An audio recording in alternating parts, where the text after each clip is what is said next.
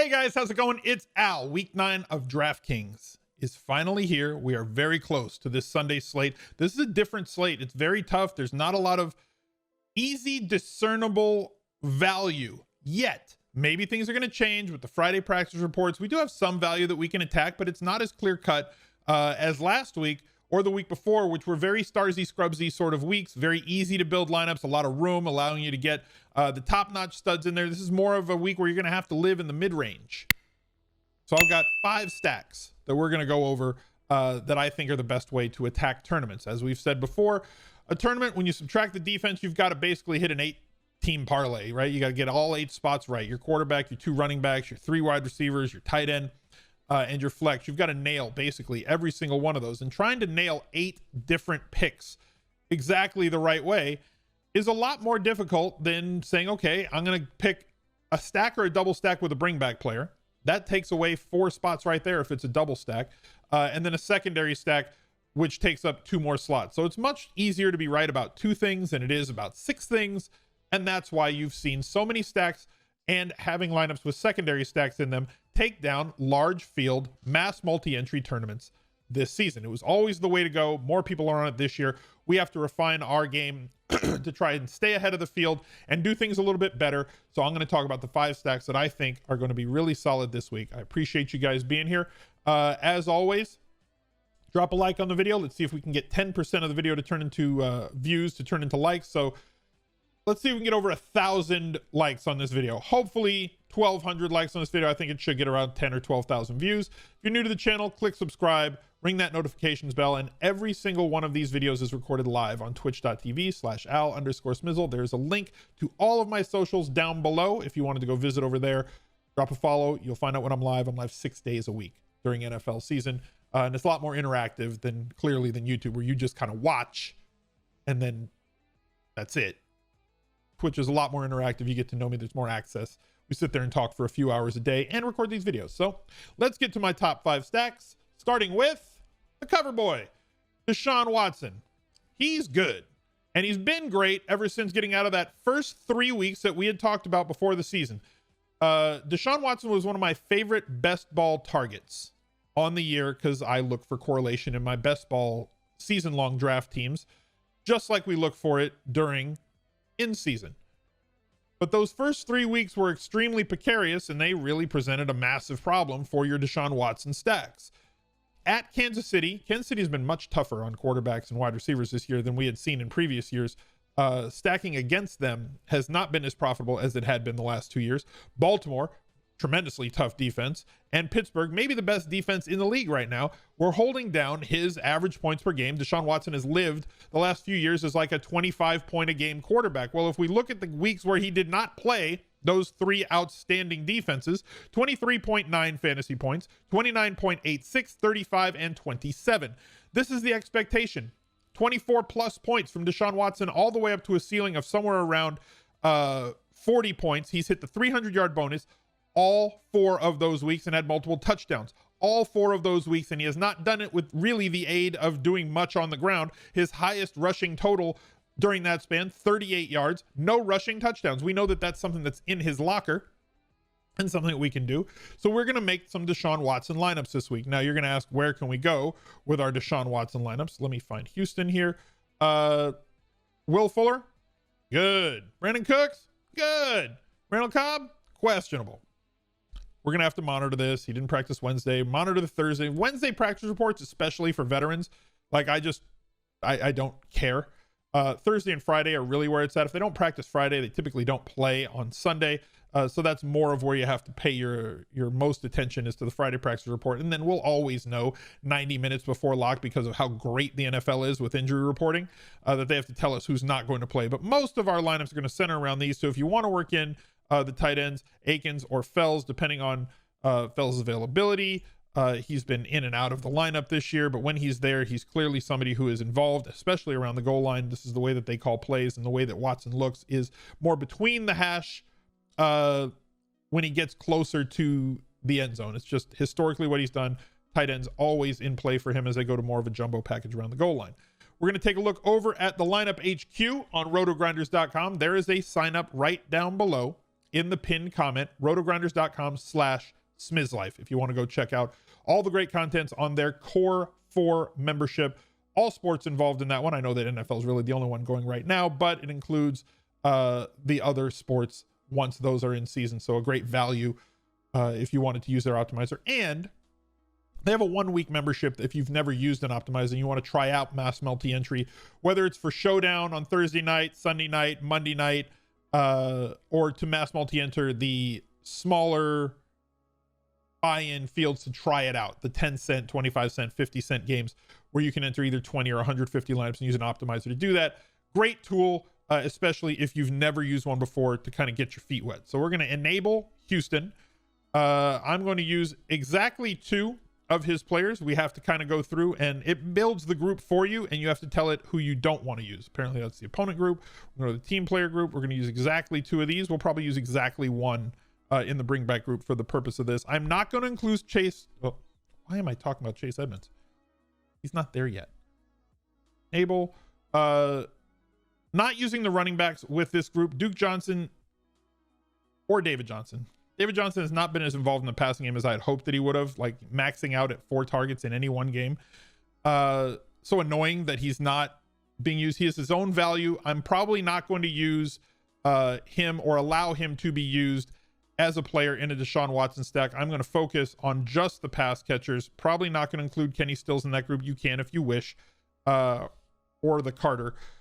I'm going to try and weight this so that it's mostly Cooks, Fuller. As you can see, they project 11% for him and 12% for Cooks. Pairing both of them with this, and we know that he lit them up the last time. Fine with that. Going with the bring back group here.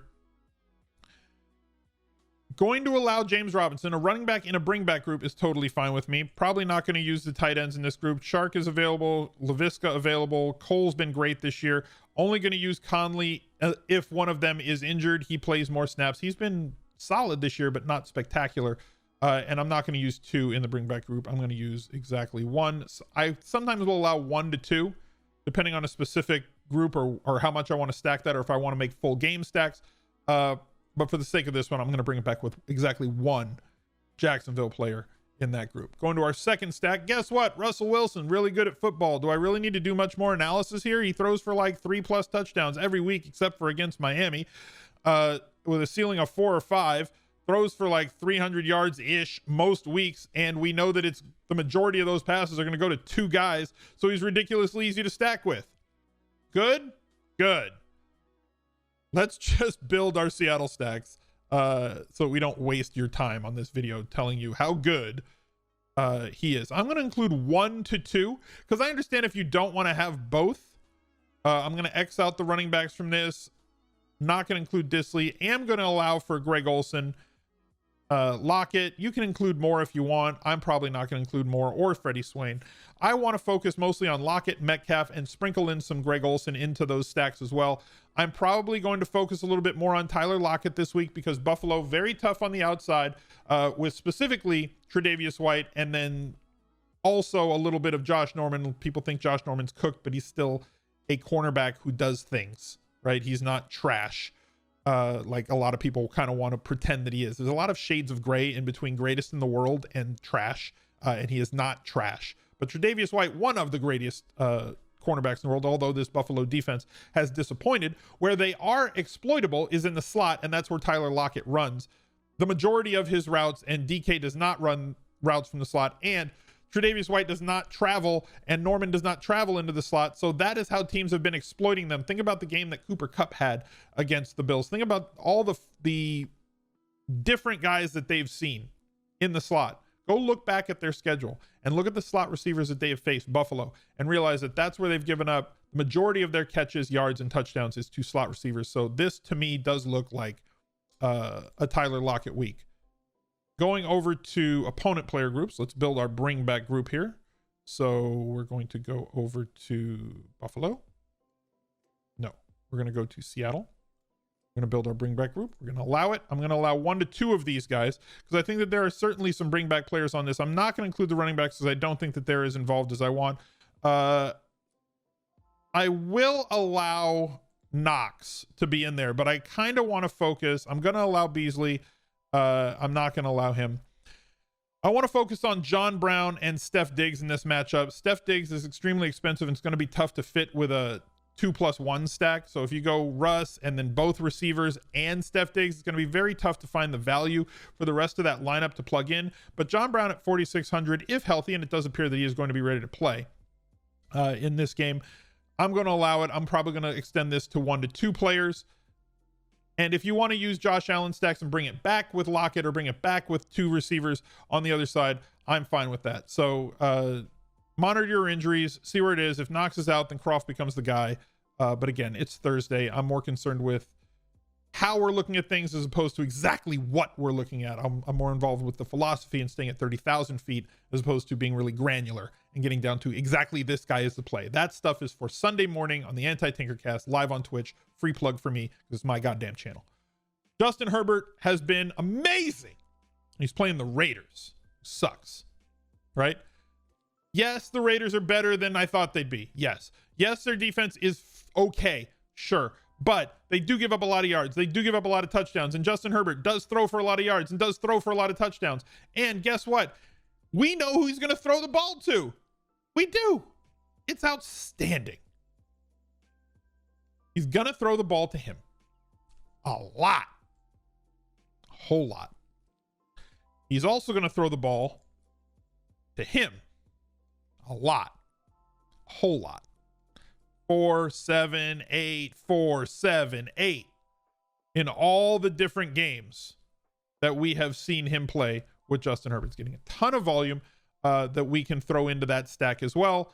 And then, like, I know that people are going to want me to talk about, but you know I can't talk about on this stream because he's been redacted. But if you want to go with you can, that's up to you. So looking over at the lineup builder, let's enable Herbert into this here. I'm going to use 1 to 2 of his pass catchers. We'll do the bring back group first since I'm already here. We'll allow Josh Jacobs in that group.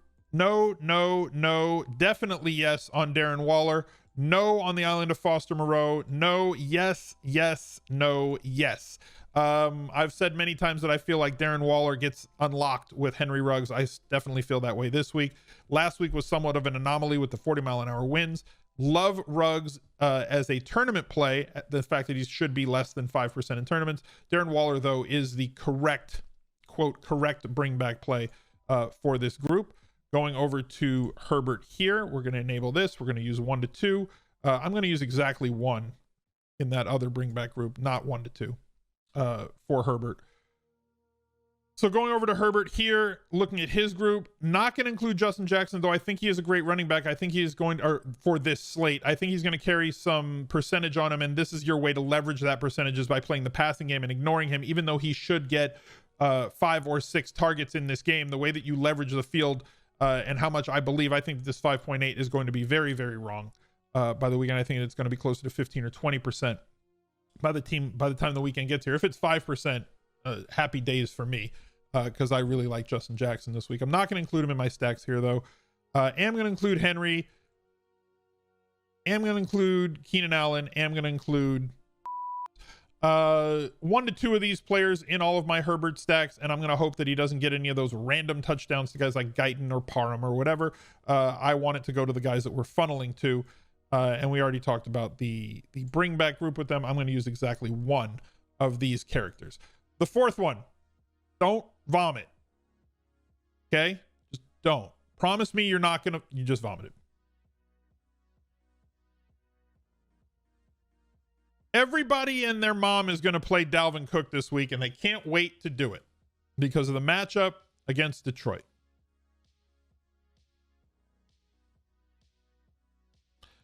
Kirk Cousins has not been situationally horrible this year. I think that we can either A, leverage the field by playing the passing game, or, with double stacks here with Kirk Cousins, or we can go with the very rare quarterback, running back, pass catcher stack. And I will allow it, which I normally don't, because as I've said before, since 2005, 0.7% of the time has a quarterback, running back, and wide receiver had 25 plus points in a game. I do think that this is one of those rare occasions where that could happen. So a couple of guys that I think are just too cheap in this spot. So if we plug Cousins in here, we go up to Minnesota on the top bar. And Detroit, not really that great of a defense. Thielen's only 6,700, guys. And he's coming off of 2 bad weeks and is not going to be heavily played, mostly because of the Cook percent that we're projecting here. Justin Jefferson, coming off of a bad week. We know what his ceiling is. He's achieved it like twice this year, 33 and 42 points. A Cousins double stack with these two gentlemen looks like a fantastic tournament leverage play to me off of one Dalvin Cook. If you want to go with Cook, Thielen, Cousins, or Cook, Jefferson, Cousins, I'll allow it for this week. And we definitely have bring back plays on Detroit with all the injuries that are existing on that side of the ball. So this is one rare occasion where the way that I'm looking at it, this is an extreme value stack while including Dalvin Cook individually, or not involving Dalvin Cook. They are one of the best graded stacks on the week, at least the way that I'm looking at it. And when you take a look at what their projected percentage is going to be in tournaments, let's do him first. When you look at what their projected percentage is going to be in tournaments, and I'm going to include 2 of these guys, because if I'm going to do this, I'm going to go all the way. 22%. I will allow him to be in those stacks. I will probably limit him in those stacks, but I will allow him to be in those stacks. Not going to use Madison, Conklin, him. Not going to focus on the tight ends. Not going to play BC. Not going to play Chad Beebe. Projects at less than 5%, and we know that he has been a tournament winning play already before.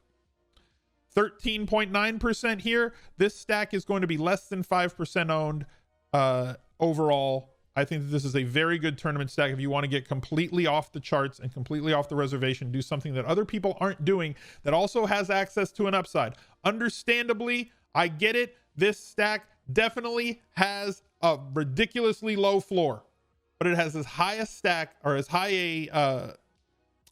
a projection on ceiling as any of the other stacks that I've mentioned already. And nobody's going to be on it. And if you're playing tournaments, you got to take a Ricky Bobby approach. You have to be willing to have that lineup finish in the bottom 5% if you want to have a chance at finishing the top 5% sometimes. I think that this is a very calculated, very cold way to approach a tournament. If I had one lineup in a tournament, I probably would not use this stack. If I had 20 lineups in a tournament, I probably would use this stack. This is not solely a 150x play. This is something I think that we should be maybe thinking about and taking advantage of for the weekend, because nobody's going to do it. There are ways to do it that will massively leverage the amount of people that are going to be on Dalvin Cook, or to include Dalvin Cook with a combination that others will not have. Because there are definitely roads for like Thielen to have 25 points, Cook to have 25 points, and for Kirk Cousins to have 25 points in this game, or Jefferson if you're going to pair 2 of the wide receivers, or 1 and 1. The last one, this one might not induce as much vomit, especially because of what we know about the pass catchers here. Matt Ryan does have the ability to throw for 300 plus yards, get you the bonus. We know that he has the ability to get you 3+ touchdowns in a game. Talking about the players that are available to him this week, we're not going to include running backs with him in the stack. Ridley did not practice on Wednesday. We have to see if he's going to play this week. He's got a midfoot sprain. That is not something that most players can recover and get. It's a very serious injury. It's the same thing that Chris Carson had the week before, and they're like, oh, maybe he'll tough it out and play through it. That is a structural injury that you're not going to be able to actually move. It's not a pain management thing. It's a recovery thing. So if you think Calvin Ridley's going to go, great. We have Calvin Ridley to deal with on this slate. If you think he's not going to go, and I personally don't think he's going to be able to go, now we have Julio Jones in a volume up spot where he's not competing for targets with Calvin Ridley. He is a plug and play in that stack. Y'all who love Russell Gage before at the beginning of the year, this would be another spot where you can get in on Russell Gage here. If you want Zacchaeus at min salary, if Ridley does not go, I'm fine with that as well. And one of my favorite plays on the slate, Double H, Hayden Hurst Helmsley, has seen as much volume as pretty much any other elite tight end on targets, has seen as many routes per dropbacks. He's top 5 in the league. I believe he's 5th in the league in terms of that metric, one that I monitor very closely because you can't catch passes if you're blocking. You know, it doesn't work that way. If you're pass blocking when your quarterback drops back, you don't have an opportunity. Now we could see elevated targets, or at least an elevated floor of targets, if Ridley is out in this game, in 3 straight games with double-digit plus DraftKings points. So he's finally cashing in on all those routes that he's been running throughout the season. Going over to the lineup builder and plugging in Matt Ryan. We're going to use probably 1 to 2 in this stack. Gonna X out the running backs. Don't need them. Yes, I definitely want Hurst. Yes, Julio Jones. I'll leave Zacchaeus and Gage for now. I'm going to take out Ridley. I'm assuming he's not going to play. It's going to be between these guys. Going over to the opponent's groups. Let's enable this group. Looking at who's left on Denver, I will include Melvin Gordon III. If you want to include Ridley, not Ridley, but Lindsey, I'm fine with that as well. Alberto is seeing enough volume. So is Noah Fant to be included in this group. I'm going to use exactly one of these gentlemen. Hamler, maybe. Judy, definitely, especially at the projected percent that he is. Tim Patrick, Deshaun, probably not Deshaun. I'll get one of these guys, and then I'll monitor my group and see where I'm at with all these gentlemen as the weekend gets here. Thank you for watching the video. I'm sure that everybody's going to start reeing at me down in the replies down below about the Kirk Cousins segment, but it is what it is, and we have to talk about those plays that may make you a little bit uncomfortable. You want to win tournaments? Get out of your comfort zone. You can't always play the most favored plays. You got to try and uncover things that other people aren't willing to do that have access to a ceiling, especially in the matchups that they're at. Best of luck to you guys. Look for another video right here. He's a legend.